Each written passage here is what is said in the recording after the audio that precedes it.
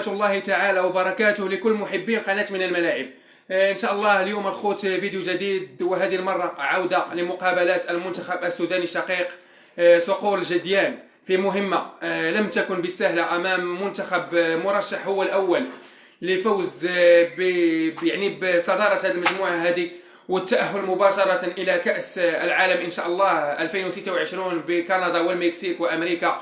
اليوم الحال كان مختلف والحمد لله، وأخيرا بعد العودة ديالنا الفيديوهات ديال المنتخب السوداني فرحة كبيرة، فرحة لن تنسى إن شاء الله مع فوز شاق ومثير للغاية للمنتخب السوداني. اليوم صراحة فاش يفوز المنتخب السوداني دائما تنكون من أول المشجعين ديالو، تنكون أول المساندين ديال هذا المنتخب للشعب ديالو تيعيش المعاناة، ولكن الحمد لله المنتخب السوداني لكرة القدم تيخلي الشعب ديالو يعيش الفرحة، وأخيرا تعيش فرحة كبيرة في ملعب بأشقاء ديالو الليبيين، ملعب بنينة أو بنينة سموه كما شئتم. اليوم حنا ما تيهمناش الأسماء، ما تيهمناش التشكيلة، اللي تيهمنا هو هذا الانتصار الغالي للمنتخب السوداني أمام منتخب صعب للغاية. تنعرفوه كان دائما الند للند مع منتخبات كبيرة في القارة، تنعرفوه هو اللي كان تيواجه المنتخب المغربي في التصفيات الأخيرة او في المقابله الاخيره النهائيه للتاهل لكاس العالم بعد فوز ديال المنتخب المغربي الوطني ديالنا ب4-1 في مقابله ديال الاياب، وتعادلنا معهم في الملعب ديالهم وهما الكونغو الديمقراطيه. اليوم ان شاء الله في البدايه ديالنا نعطيكم التشكيله ديال المنتخب السوداني اللي تيهمنا الامر ديالو. اليوم علي ابو 20 كان في حراسه المرمى، امامه في قلبي الدفاع كل من خميس وزايد ارنق كان ظهير ايسر، واللاعب كرشوم كان كظهير ايمن. اما في خط الوسط فكان بقياده عبد الله والرشيد وايضا عادل. في المقدمه كان كل من عيسى وياسر مزمل وعبدو عيسى ايضا كان كراس حربه ديال المنتخب السوداني.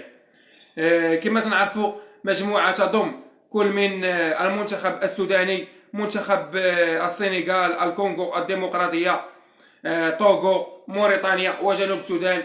مجموعه صعبه للغايه، مستحيل انك تكهن بالفائز فيها، لأن سنعرفوا طبيعة الحال المرشح الأول اللي هو المنتخب السنغالي، أيضا الكونغو الديمقراطية من أبرز المرشحين، معهم السودان، أيضا موريتانيا وطوغو، وجنوب السودان أيضا ديربيات مثيرة عربية خالصة، بوجود أيضا موريتانيا وموجود السنغال من أحد أكبر المنتخبات في القارة إن لم يكن أفضلهم من ناحية الأسماء. فمجموعة صعبة للغاية، يعني فوز مثل هذا الفوز هذا أمام منتخب كبير وهو منتخب الكونغو الديمقراطية فما غيكون إلى فرحة إن شاء الله كبيرة، فرحة قصوى للمنتخب كما أقول السوداني بهذه التشكيلة هذه.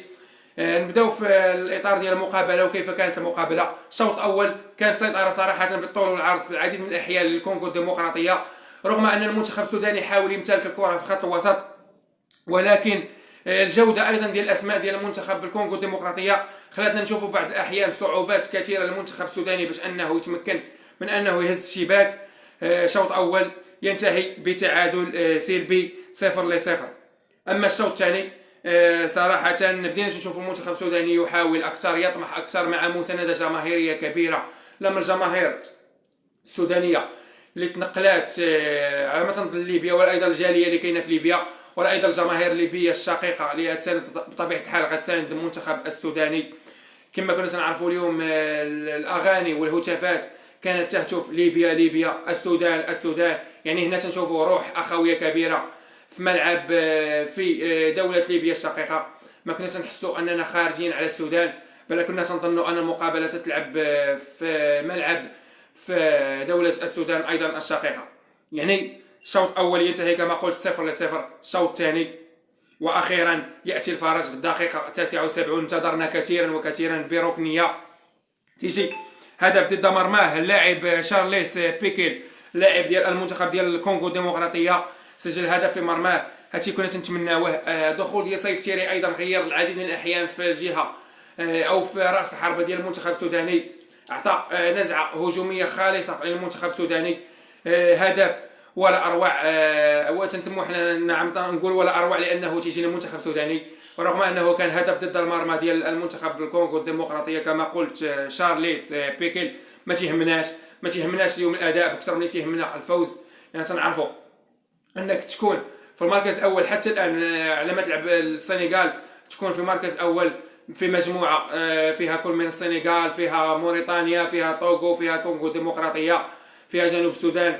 فما علينا الا نعطيو تحيه كبيره وخالصه لجميع افراد وطاقم المنتخب السوداني، لان الوضع السيء اللي تعيشه الشعب السوداني في هذه الاونه هذه، فوز مثل هذا القبيل يخليهم يفرحوا، واخيرا نشوفوا فرحه للمنتخب السوداني وللشعب السوداني الشقيق في اي مكان في العالم. كرة القدم تتغير الاحوال ديال الكل، تخلينا نعيشوا مره في ازمات، مره في فرحه، مره في اوضاع مزريه. يعني هذه كرة القدم تتعيش معنا في الحياه ديالنا. فطبيعة الحال فرحة كبيرة ورائعة للمنتخب، أو عفوا للشعب السوداني، واللي تيشجع منهم أنا طبيعة الحال مغربي وتنشجع المنتخب السوداني، لأن الحلم ديالنا كعرب في هذه البطولة المقبلة إن شاء الله كأس العالم كما تعرفون 2026 ب 48 منتخبا في كندا ومكسيك وأمريكا.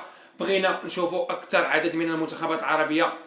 كما قلت في الفيديو اللي ما شافوش الماضي ديال المنتخب الجزائري ضد موزمبيق، يدخل ان شاء الله يرجع للفيديو ويشوفوا ويعطينا الكومنتيرات ديالكم ويعطيونا اللايكات.